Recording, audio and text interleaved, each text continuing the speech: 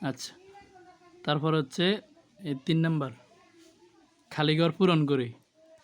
এখানে ক নাম্বার আছে ৭,৭০০, খ নাম্বার আছে ৯,৯৯৯, গ নাম্বারে আছে ৩,০০১, ঘ নাম্বারে আছে ১,০৭২ আর উ নাম্বারে আছে ৫,২৯০। এখন আমরা এই ঘরগুলোতে বসামু কয় হাজার, তা আমরা খাতাতে লিখে নিছি, ঠিক আছে নি? খাতার মধ্যে থেকে বসাই দিব। তাহলে একক, দশক, শতক, হাজার, হাজারের ঘর এটা। তাহলে হাজারের ঘরে কত বসবে? কত? 7। এই 7 বসাই দিলাম। তারপর হচ্ছে শতক, শতকের ঘরে কত বসবে? একক, দশক, শতক, কত? 7। 7। তারপর হচ্ছে পরের দুইটা হচ্ছে শূন্য, তাহলে এগুলা কি?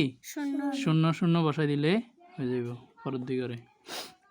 দশকের ঘরে একটা শূন্য, এককের ঘরে একটা শূন্য, তাহলে 7,700 মানে 7,700, কেমন? এরপর হচ্ছে খ নাম্বার একক, দশক, শতক, হাজার, তাহলে হাজারের ঘরে কত বসবে? 9। সবগুলা 9, তাহলে তো সহজ, 9,000, তারপরে 9 শতক, 9 দশক, আর হর 9 হচ্ছে একক, কেমন? 9,999, 9 10 9 99। 9 দশক মানে 9 দশক মানে কত? 10 9টা, 10 10 9টা, 10 9টা, 9 দশন 90, 9 10 9 99। তারপর হচ্ছে গ নাম্বার একক, দশক, শতক, হাজার, কয় হাজার? 3,000, তাহলে 3 বসাই দিলাম। তারপর হচ্ছে শূন্য, শতকের ঘরে শূন্য, তাহলে শতকের ঘরে শূন্য, দশকের ঘরে শূন্য, এককের ঘরে এক, একদম সহজ না? তারপর হচ্ছে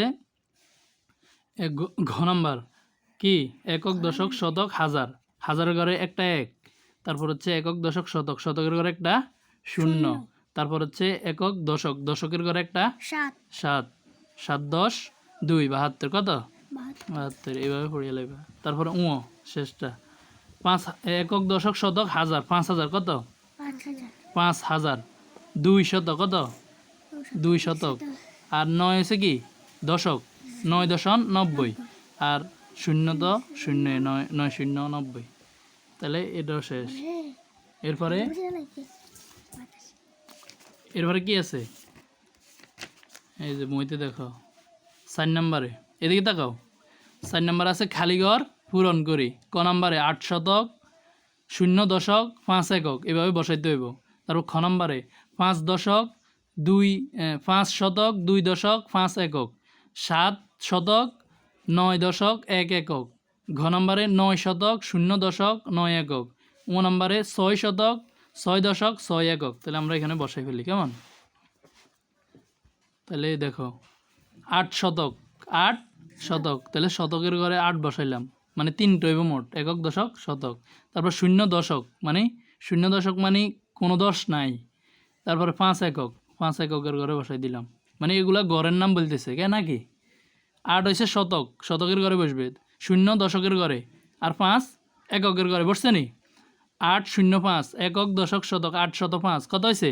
805। পরেরটা 5 শতকের ঘরে বসবে, তাহলে বসাই ফেলি, 5 শতক, 2 দশক, তাহলে 2 দশকের ঘরে বসাই দিলাম, 5 এককের ঘরে বসাই দিলাম, তাহলে কত হয়েছে? একক, দশক, শতক, 5 শত 2 দশ 5 25। তারপর হচ্ছে গ নাম্বার 7 শতক, 7 শতক সহজ, 9 দশক, তাহলে 9 দশকের ঘরে বসাই দিলাম, 9 10 1 91, এক এককের ঘরে বসে গেছে, সহজ না? এগুলা কি কঠিন নেই?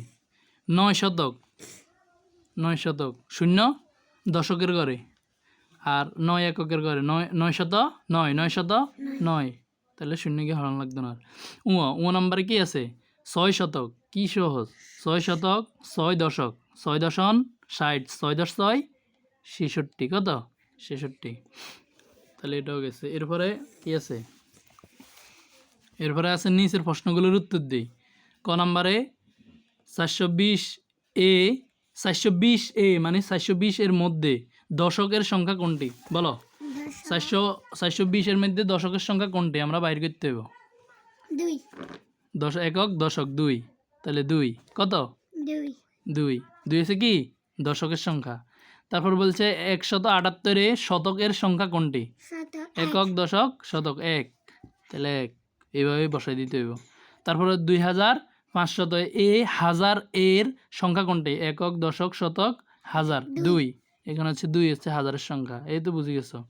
তারপর হচ্ছে 6 দশক, কি 6 দশক 2 একক, এ কত হয়? তাহলে আমরা 2 এককের ঘরে বসাইতে হইব, 6 দশকের ঘরে বসাইতে হইব। দশকের ঘরে বসাইলাম, 2 এককের ঘরে কত হয়েছে? 6 10 2 62, কত? 62। এরপর এটা বুঝতে হইব, এটা একক দশক শতক হাজার, 9100 কত? 9100। এ 9 সংখ্যাটির মান কত? মান, এটা কিন্তু জিজ্ঞেসে মান কত? মান, কত নম্বর মানও আছে? একক দশক শতক হাজার, তাহলে মান হয়েছে 9000। কয় হাজারে আছে? 9000-এর ঘরে আছে, 9000, এটা হচ্ছে মান। এই 9 সংখ্যাটির মান 9000, কত?